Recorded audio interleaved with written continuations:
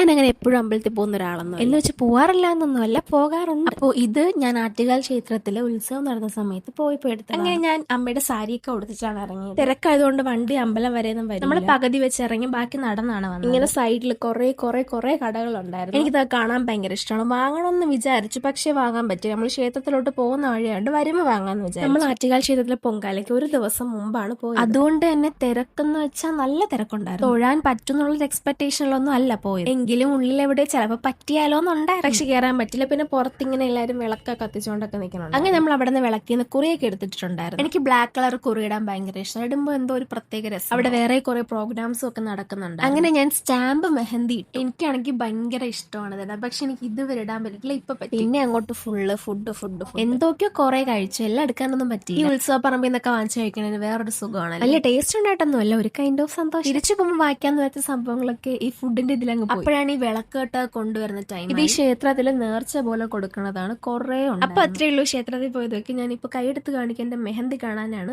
Bye bye.